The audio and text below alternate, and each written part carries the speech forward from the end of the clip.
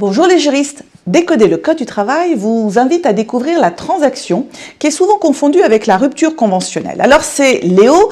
Léo va être manifestement licencié, mais il hésite aussi sur une rupture conventionnelle. Bref, on s'interroge sur la rupture, mais surtout sur les suites de la rupture. Alors il hésite entre négocier, on lui a parlé d'une transaction, mais aussi aller au prud'homme. Il voudrait savoir comment ça se passe.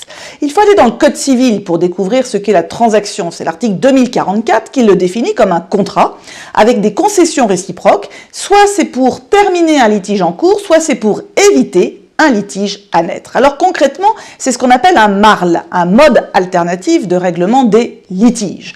Alors comment ça va se passer? Ce qu'on appelle des concessions réciproques, eh bien l'employeur va verser une certaine somme d'argent et en contrepartie, le salarié soit renoncera à aller au prud'homme, soit retirera du rôle des prud'hommes l'action qu'il a déjà engagée.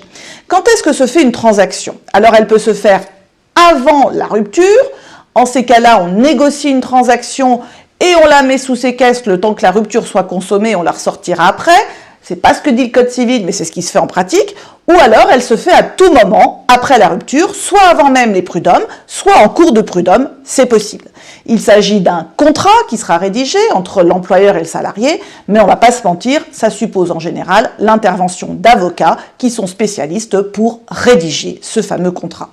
Alors pour Léo, eh bien, au moment de la rupture de son contrat, si son employeur lui propose une rupture conventionnelle, il pourra faire et une rupture conventionnelle et une transaction en plus. Et puis si l'employeur lui propose un licenciement, il est toujours possible de faire à ce moment-là une transaction ou un peu plus tard. Mais on le dit toujours, mieux vaut un mauvais arrangement qu'un bon procès.